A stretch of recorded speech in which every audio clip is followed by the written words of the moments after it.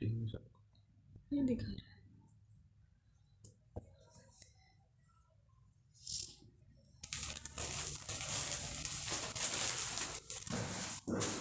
प्रणाम प्रणाम, नमस्ते।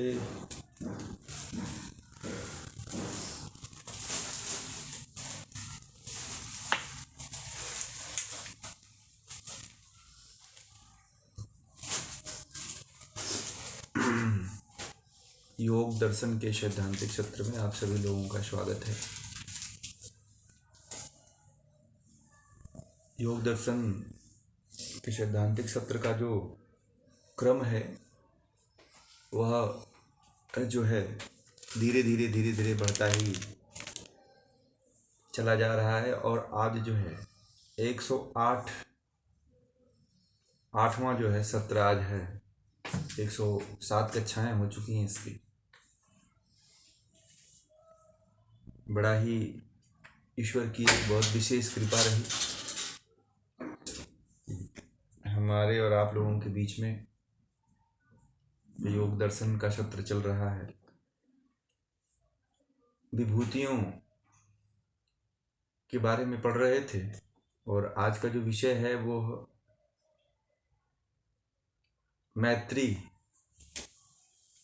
मैत्री आदि जो बल है उसमें संयम करने से और बल आदि में संयम करने से जो विशेष अधिक बल की प्राप्ति होती है उसी के बारे में आज हम लोग अध्ययन करेंगे।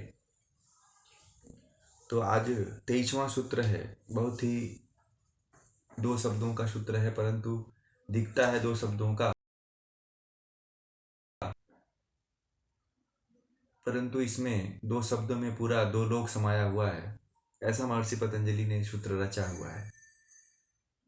मैत्र यादिषु बलानि, मैत्रयादिषु बलानि। मैत्रयादिषु का जो तात्पर्य है मैत्री आदि में संयम करने से योगी को, मैत्री आदि में संयम करने से योगी को बलानि मने, बलानि का जो तात्पर्य है मैत्री आदि की शक्तियां अर्थात बल की प्राप्ति होती है। इस सूत्र के शब्दों का ये अर्थ है। अब इन अर्थों के माध्यम से इसका पूरा अर्थ क्या होगा इसको जानते हैं। आप लोगों ने प्रथम पाद में एक 33वें सूत्र में पढ़ा होगा, मैत्री करुणा मुदिता उपेक्षाणाम भावनात चित्त प्रसादनम। चित्त प्रसादन के जो उपाय थे उनमें 3 उपायों में संयम करने से एक विशेष बल की प्राप्ति होती है। तो वहीं पे है मैत्री करुणा और मुदिता।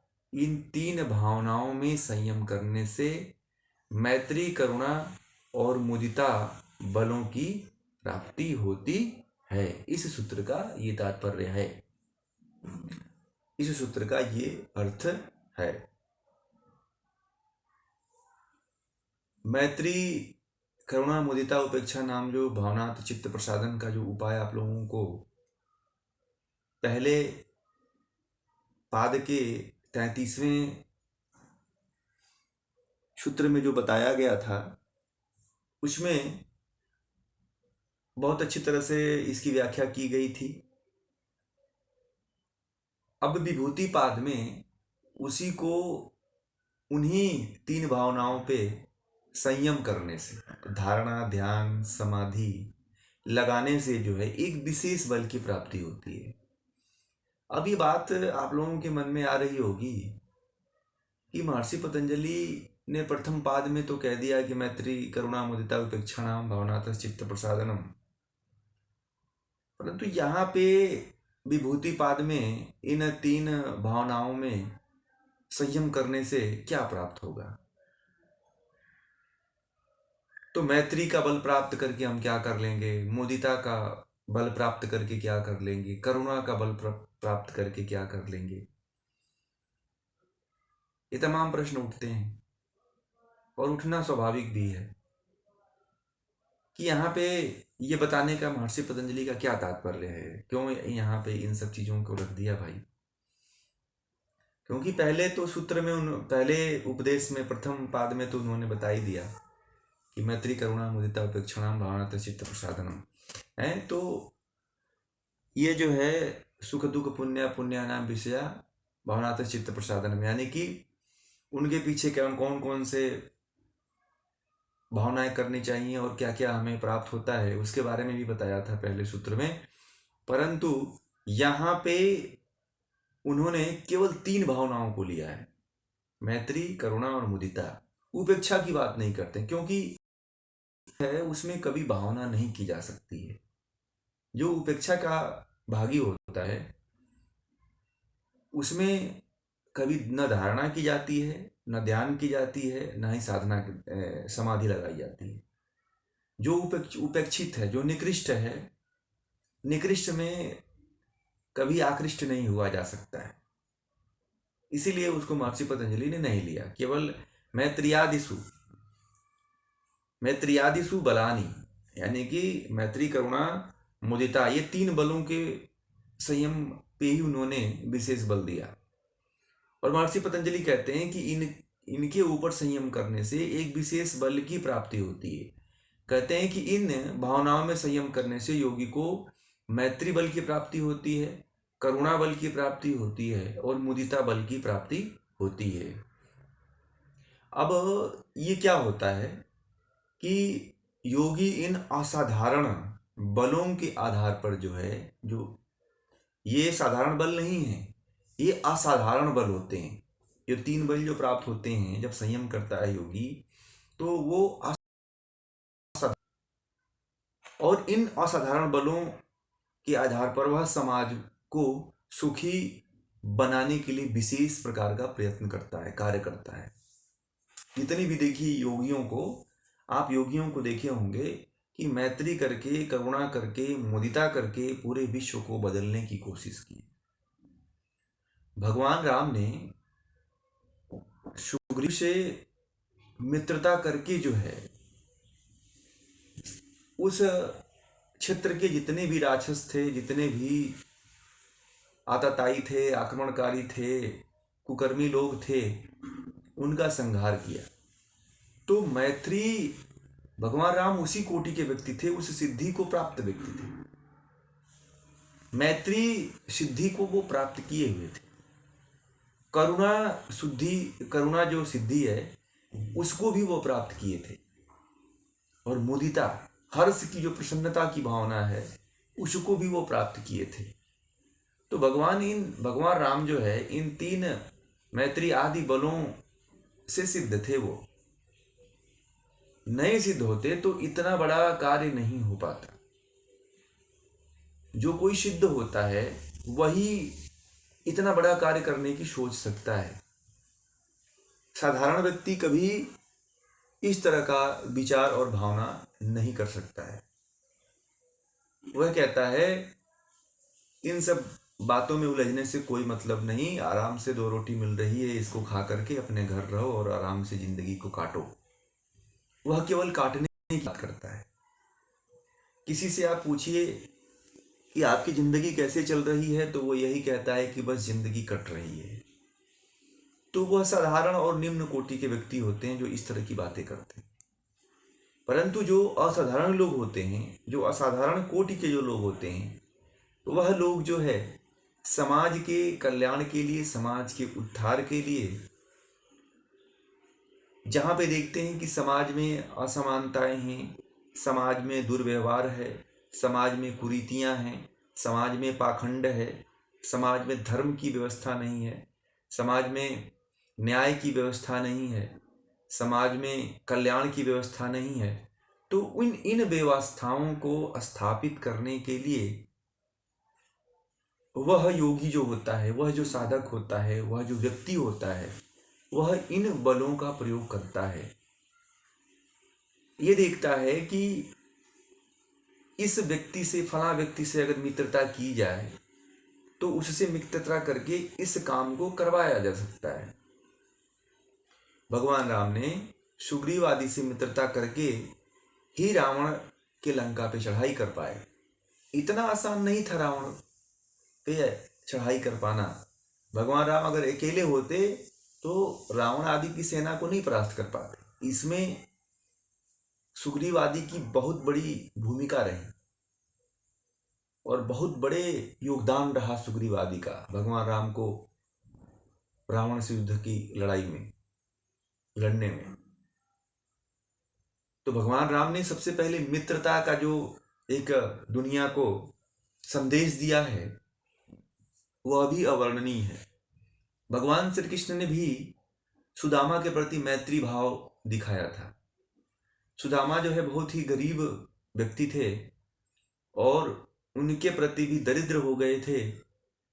उनके प्रति भी एक मैत्री बल का प्रयोग किए थे, मैत्री बल से उनको आकृष्ट किए थे। आकृष्ट कर करके जो है उनको एक विशेष स्थान को दिलवाए थे, दिए थे वो।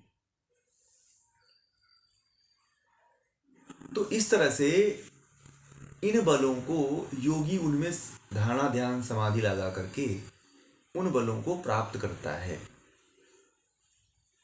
और ये चीज ऐसे नहीं प्राप्त होता है, मैत्री का भाव ऐसे ही आपके अंदर नहीं आ जाता है। हमारे अंदर आपके अंदर तो इतने अहंकार भरे हुए हैं कि आपस में पास पड़ोस में ही हम किसी से दोस्ती मित्रता नहीं रखते हैं। हम अपने आस पड़ोस में रहते तो जरूर हैं परंतु हम अपने आस पड़ोस में अपने आस पड़ोस वालों से ही परिचित नहीं हो पाते हैं, क्योंकि इतना अहंकार है हमारे अंदर, इतना हमारे अंदर छोटे बड़े का भेदभाव है कि हम कभी मैत्री भाव किसी से बना ही नहीं पाते हैं। और वो विचार और वो भाव हमारे अंदर इसलिए नहीं आ पाते हैं कि हम कभी योग के बताए हुए अष्टांगिक मार्गों का पालन ही नहीं करते हैं। इसीलिए हम साधारण मनुष्य की तरह, साधारण मनुष्य जितना अहंकारी और जितना लज्जाशील होता है उतना कोई नहीं होता है। साधारण मनुष्य अपने एब में जीता है। वह अपने आप को ये सोचता है कि मेरे जैसा कोई नहीं है, मैं किसी से कम नहीं हूं। वह अपने आप को महामंडलेश्वर समझता है, महाज्ञानी समझता है, महाराजा समझता है। जो निकृष्ट कोटि के जो लोग होते हैं, जो जितना ज्ञानी होता है, जो जितना जिसके अंदर ज्ञान भरा रहता है, जितना जिसके अंदर विद्या भरी रहती है, वह व्यक्ति उतना ही फ्लेक्सिबल होता है, उतना ही लचीला होता है और वह व्यक्ति विनम्र स्वभाव का होता है। उससे कोई भी बात कर सकता है, कोई भी व्यवहार कर सकता है, कोई भी उससे कुछ भी पूछ सकता है और कोई भी व्यक्ति उससे मिल सकता है। और उसके विचार भाव सारे के सारे जो होते हैं, वह सारे के सारे जो विचार भाव होते हैं वह उसके प्रति जो है विनम्र होते हैं, सात्विक होते हैं, प्रेम पूर्ण होते हैं, जो सब कुछ से भरा होता है, जिसके अंदर अहंकार नहीं होता है। तो ये है मैत्री बल और करुणा और मुदिता बल।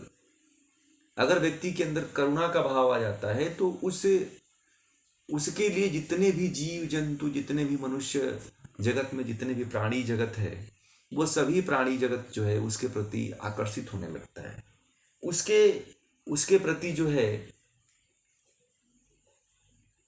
प्रेम का, सौहार्द का भाव रखता है। जैसे भगवान राम के पीछे जैसे महात्मा बुद्ध थे, तो महात्मा बुद्ध जब घर छोड़े नहीं थे तब उससे पहले जो है उनकी जो प्रजा थी, वहाँ की जो प्रजा थी, वह महात्मा बुद्ध से बड़ा ही प्रेम करती थी, बड़ा, क्योंकि महात्मा बुद्ध जो है बड़े ही करुणा का भाव रखते थे। वैसे ही भगवान राम भी जो थे वह भी करुणा का भाव रखा करते थे। वह भी जो है अपने जो है जो प्रजा है उस प्रजा के प्रति बड़े ही प्रेम भाव, गरीब दुखी असहाय लोगों के यहाँ जाकर के मिला करते थे, उनको सांत्वना दिया करते थे, उनसे गले मिलते थे, उनसे बातें किया करते थे, उनके सुख दुख को पूछा करते थे। ऐसा भगवान राम का चरित्र रहा, करुणामय रहा। वह जब वनवास में नहीं थे तब भी ऐसा रहा। इसीलिए दुनिया जो है आज भी उस चरित्र को याद कर रही है। निष्ठुर प्रेम, निष्ठुर, बिना किसी भेदभाव के, बिना किसी लिप्तता के, बिना किसी चेष्टा के, बिना किसी अहंकार के, अपना कुछ भी न कर मान करके कर्म करना, अपने कर्तव्य का पालन करना, ये बहुत बड़ी बात है। और यह केवल ऐसे नहीं आ सकती है। हम सोचते हैं कि ये हमारे अंदर क्यों नहीं है, या इसलिए नहीं है कि हमारा जो हम जो हैं वह कभी साधना किए ही नहीं है, कभी धारणा ध्यान समाधि लगाया ही नहीं है, इसे वो योग्यता नहीं प्राप्त हो पाती है, नहीं उपज पाती है। हम दूसरे को देख करके, दूसरे के गुणों को देख करके दूसरे के प्रति आकर्षित बस होते रहते हैं। दूसरे को बस केवल मान लेते हैं कि ये बल किसी उसी के अंदर होगा, हमारे बल नहीं होगा, हमारे अंदर वो बल नहीं प्राप्त होगा। परंतु जहां से वो बल प्राप्त होता है उसको करने के लिए हम कोई अनुष्ठान नहीं करते हैं, किसी प्रकार का कोई प्रयोजन नहीं करते हैं, इसलिए हम वहां तक नहीं पहुंच पाते हैं, वहां तक नहीं जा पाते हैं। समस्या यहीं से आती है।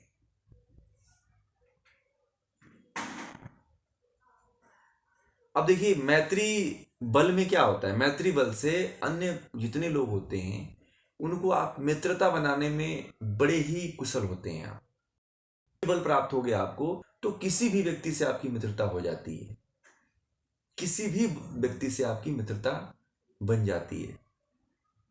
लोग ये सोचते हैं कि मैं उससे कैसे बात करूंगा, कैसे उससे मिलूंगा, पता नहीं वो मुझसे बात करेगा कि नहीं करेगा, पता नहीं। बहुत लोग जैसे है कि किसी से बात करने में हिचकिचाते हैं, किसी से फ़ोन करने में हिचकिचाते हैं, किसी को मैसेज लिखने में भी 10 बार सोचते हैं कि लिखूं कि ना लिखूं, क्योंकि इससे पहले उनको कुछ ऐसे बुरे लोगों का सानिध्य मिल चुका है जिससे बात करते ही उनको डांट दिया हो, उनको बोल दिया हो, तो उनको एक भय बन जाता है। तो उस भय के कारण भी उनका जो मैत्री बल होता है वो कमजोर होता रहता है। देखिए, मैत्री बल दो तरह से काम करता है, करुणा बल दो तरह से काम करता है, मुदिता बल दो तरह से काम करता है। एक तो साधारण रूप से और एक असाधारण रूप से। साधारण रूप से हम और आप मैत्री, करुणा, मुदिता, उपेक्षा का उपयोग करते हैं। जो योगी होता है वो असाधारण रूप से कार्य करता है। हम जो मित्रता करते हैं उसमें कहीं ना कहीं खोट हो सकती है, परंतु जो योगी करता है मित्रता, वह पहचान जाता है कि कौन व्यक्ति मित्रता के लायक है और कौन व्यक्ति मित्रता को निभा पाएगा। और योगी ये भी जान जाता है कि किस व्यक्ति के प्रति करुणा करना चाहिए। हम और आप जो है किसी के अभिनय से प्रभावित होकर के उसके प्रति द्रवित और करुणामय हो जाते हैं, परंतु वह नहीं होता है, योगी नहीं होता है, क्योंकि वो जानता है कि ये अभिनय कर रहा है। वो तुरंत पहचान जाता है कि अभिनय कर रहा है और अभिनय करके जो है अपना ये काम निकालना चाहता है। ऐसे ही कोई व्यक्ति जो है किसी के प्रति प्रसन्नता का भाव बहुत ही मन में, दिल पे पत्थर रख करके करता है। किसी के प्रति खुश भी होता है तो दिल पे एक पत्थर रख लेता है कि चलो पत्थर रख करके उसके तरफ मुस्कुरा दें। ऐसे आज लोग हैं आजकल। परंतु जो योगी होता है वह निस्पंद भाव से कोई भी पत्थर नहीं रखता है, कोई भी कला नहीं रखता है, कोई भी द्वेष नहीं रखता है। जैसे आप प्रसन्न होता है, हर्षित होता है, वैसे ही दूसरे व्यक्तियों के प्रति भी प्रसन्न और हर्षित होता है। वह योगी होता है। क्यों? क्योंकि वो विशेष धारणा ध्यान समाधि के द्वारा विशेष बल की प्राप्ति कर लेता है। और हमारे अंदर देखिएगा, हम जब किसी के प्रति करुणा करते हैं तो हमारे अंदर मुंह में राम बगल में छुरी रहती है। उसके प्रति हंसते भी हैं तो अभिनय वाला हंसी हंसते हैं, किसी को कुछ कहते भी हैं कि आपने बहुत अच्छा कार्य किया तो उसमें भी हम कहीं ना कहीं द्वेष की भावना रख कर कहते हैं। पीठ पीछे भले नहीं बुराई करते रहें, पीठ पीछे भले नहीं कोई सपोर्ट करते रहें, परंतु सामने जब देखता है व्यक्ति तो कहता है कि मैं ऐसे करता हूं। तो ये हर्ष का भाव सबके भीतर नहीं आता है। बड़े ही वो जो अद्भुत लोग होते हैं, बड़े ही असाधारण लोग होते हैं जिनको इस तरह की भावनाएं आती हैं, जिनको इस तरह का विचार आते हैं। क्यों? क्योंकि वो इस तरह की साधना नहीं करते, संयम नहीं करते हैं। संयम न करने के कारण ही व्यक्ति जो है किसी के प्रति मानवीय जो मूल्य हैं, उन मानवीय मूल्यों को जो है वो समर्पित नहीं कर पाता। मानवीय मूल्यों को अपने, जो व्यक्ति अपने मानवीय मूल्यों को, मनुष्य के मूल्यों को किसी दूसरे के प्रति समर्पित नहीं कर पाता है, किसी दूसरे के प्रति जो है प्रकट नहीं कर पाता है, वह व्यक्ति जो है अपने प्रति भी या समाज के प्रति भी या राष्ट्र के प्रति कभी नहीं प्रकट कर पाता है। कुछ लोग होते हैं जो केवल जो है अपनी बातों में कहते हैं, व्यवहार में नहीं दिखाई देता है। वो केवल कहते हैं कि नहीं ये ऐसा है, मैं ऐसा करता हूँ, इस तरह से करता हूँ, इस तरह से जीता हूँ, परंतु उनके व्यवहार में देखा जाए तो ऐसा कुछ होता ही नहीं। और ये भी बात बता दूं कि जो इस तरह के लोग होते हैं उनको लोग पहचान भी जाते हैं कि वो किस तरह के लोग हैं, उनका वो। और जो लोग झूठ बोलते हैं वो पता भी चल जाता है कि ये झूठ बोल रहे हैं। ऐसा नहीं है, क्योंकि सच्चाई जो होती है वो झलकती है, और जो झूठ होता है वह आदमी व्यक्ति उसका तुरंत आभास कर लेता है, क्योंकि उस व्यक्ति के अंदर भी उस तरह की आत्मा है, उच्च चेतना एक बैठी हुई है जो इसका ऑब्जर्वेशन करती है।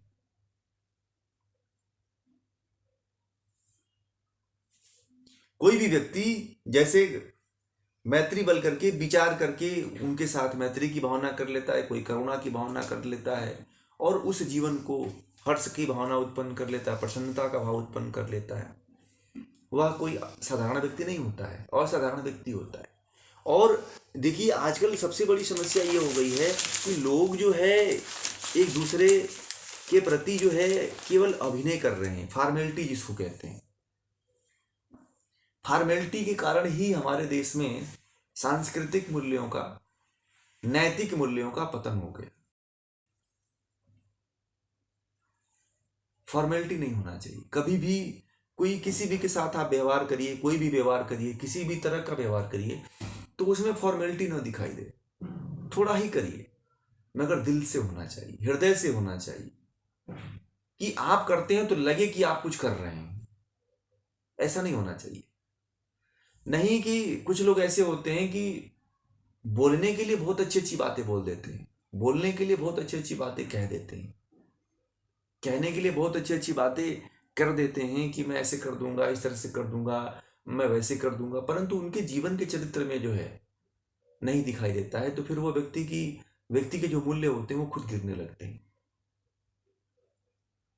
आगे इसी तरह से अगला जो सूत्र है, बलेसु हस्ती बलादीनी, 24वां सूत्र है, बलेसु हस्ती बलादीनी, यानी कि बलेसु का जो तात्पर्य है बलों में संयम करने से, हस्ती बलादीनी का तात्पर्य है हाथी आदि के समान बल प्राप्त होते हैं।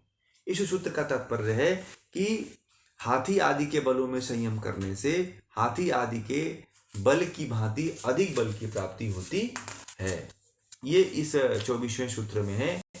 और जैसे कि इसमें व्यास आदि ने कहा है कि जो योगी जो होता है, जो योगी बल वाले प्राणियों में, जैसे हाथी है, सिंह है तथा गरुड़ आदि पक्षी हैं, गरुड़ आदि पक्षियों की तरह जो है, या फिर वायु आदि के बल में संयम करने से उसे विशेष बल की प्राप्ति होती है। व्यास आदि ऋषि ऐसे कहते हैं कि हाथी है, सिंह है, गरुड़ है और वायु, इनमें जो है संयम करने से विशेष और यानी कि अधिक बल की प्राप्ति होती है।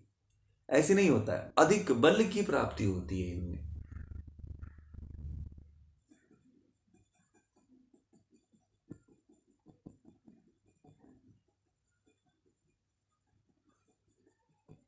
और उस बल से वह विशेष कार्य का संपादन कर लेता है। जब किसी को इन मैत्री, करुणा, मुदिता, उपेक्षा का संयम करता है तो उसे वह विशेष बलों की प्राप्ति, हाथी आदि जो हाथी हैं, सिंह है, या फिर जो है गरुड़ पक्षी है या वायु है, तो इन बलों पे जब योगी कोई संयम करता है या कोई योद्धा संयम करता है तो उसे भी एक विशेष बल की प्राप्ति होती है। देखिए, बल केवल संयम करने से नहीं प्राप्त होता है। अगर शारीरिक बल को बढ़ाना है तो उसके लिए उस व्यक्ति, जैसे कि मान लीजिए कोई लोग महावीर को अपना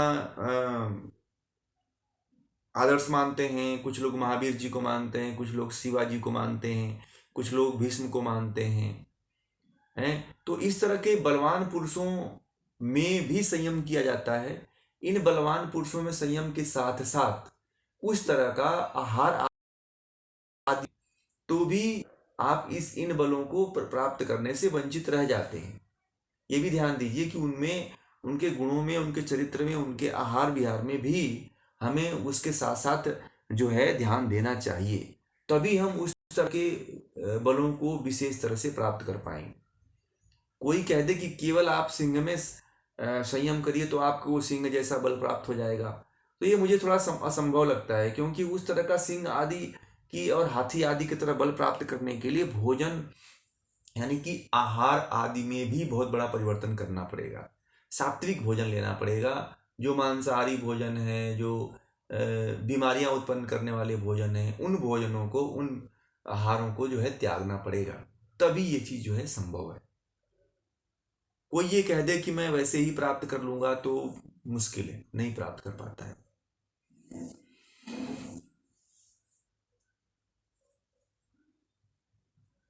एक बात और कहते हैं कि योगी जिसके बल में संयम करता है उसके जैसा बल प्राप्त हो। जैसे कि जो बाली आदि जो बानर थे, जो राजा थे, वो भी इन सिद्धियों को प्राप्त थे।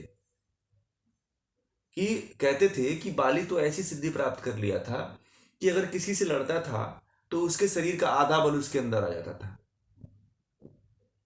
कहते हैं बाली के बारे में कि बाली ने जो है रावण को 6 महीने तक अपने कांख में दबा करके रखा हुआ था, ऐसा कहते हैं, इतना उसके पास बल था। 6 महीने तक रावण को ऐसे कांख में दबा करके रखा हुआ था सुग्रीव का भाई बड़ा बाली, जिसको भगवान राम ने मारा था। इतना उसके अंदर अद्भुत बल थे। तो वह इस सिद्धि को प्राप्त थे। हनुमान जी भी प्राप्त थे, सुग्रीव भी प्राप्त थे। तो वो चीज हमें दृष्टिगोचर होती है, परंतु हम है कि हम आधुनिकता को मानते हैं। आधुनिकता को मानना चाहिए, उसके साथ साथ जो है हमें उन बलों पे विशेष ध्यान देना चाहिए। उन बलों पे विशेष हमें कार्य करना चाहिए, उस संयम करना चाहिए, तभी हो सकता है। बिना संयम के नहीं हो। संयम के साथ साथ उसमें जो उसके आचार विचार व्यवहार हैं, उन आचार विचार व्यवहारों पे भी हमें विशेष ध्यान देना चाहिए। जैसे कि कोई कह दे कि हमें शिवाजी जैसा बल प्राप्त हो जाए, महाराणा प्रताप जैसा बल प्राप्त हो जाए, तो महाराणा प्रताप जैसे बल को प्राप्त करने के लिए महाराणा प्रताप में तो संयम करना ही पड़ेगा, परंतु उसके साथ साथ हमें आहार आदि सात्विक भोजन का भी व्यवस्था करनी पड़ेगी, तभी हम जो है महात्मा राणा प्रताप और शिवाजी जैसे योद्धा हम बन पाएंगे। तभी उनके जैसा हमें विशेष बल की प्राप्ति हो सकती है, अन्यथा नहीं होगी।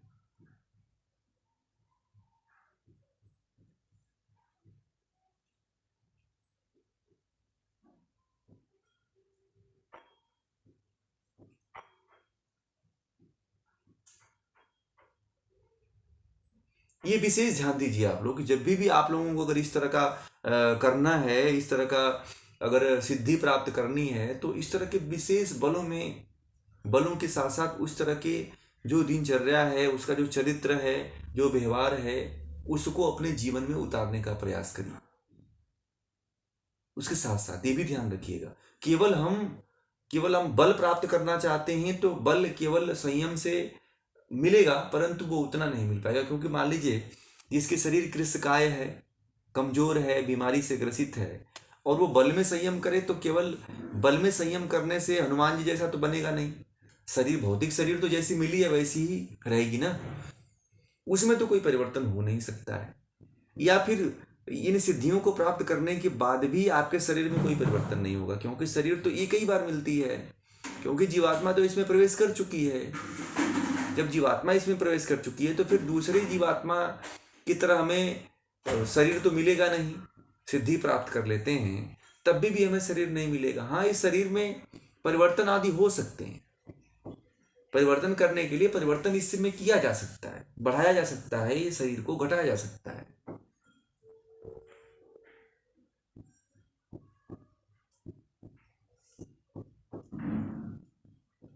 तभी संभव है, नहीं तो नहीं संभव है।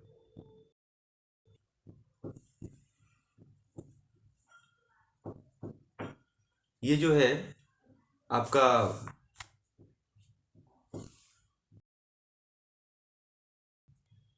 मैत्री आदि बल है, और किसी के बल में जो है संयम जो बलवान आपको दिखता है उसमें संयम करने से उस तरह का विशेष बल प्राप्त होता है।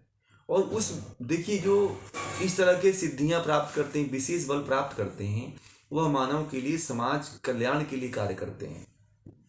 आजकल के जो बल प्राप्त करने वाले जो जिम धारक हैं, तो वह केवल अपना जिम में ही एक छोटे से रूम में ही अपना बॉडी का बना करके फोटो खींच करके बस सोशल मीडिया पे बलवान बनते हैं। तो उनको बलवान की कैटेगरी में नहीं गिना जा सकता है। उनका बल किस काम का, कि देश के लिए, समाज के लिए, राष्ट्र के लिए कोई काम नहीं आया। उस बल की कोई गणना नहीं होती। उस बल निकृष्ट बल की श्रेणी में माना जाता है। अगर शरीर आपका बहुत बड़ा हो गया है, बल को आपने प्राप्त भी कर लिया है जिम आदि करके, तो भी उस बल का कोई उपयोग नहीं है। ऐसे समझिए कि हाइब्रिड अनाज, हाइब्रिड सब्जियां, हाइब्रिड फल की तरह बस है वो फैलने वाला, फूलने वाला, बाकी और उसके अंदर कोई विशेष गुण आदि नहीं होते हैं। तो समाज और राष्ट्र के लिए जो कर्म और क्रिया नहीं होते हैं, तो फिर उस व्यक्ति चाहे कोई कितना भी प्रयास कर ले, तो फिर उस तरह उस कोटि में नहीं पहुंच पाता है।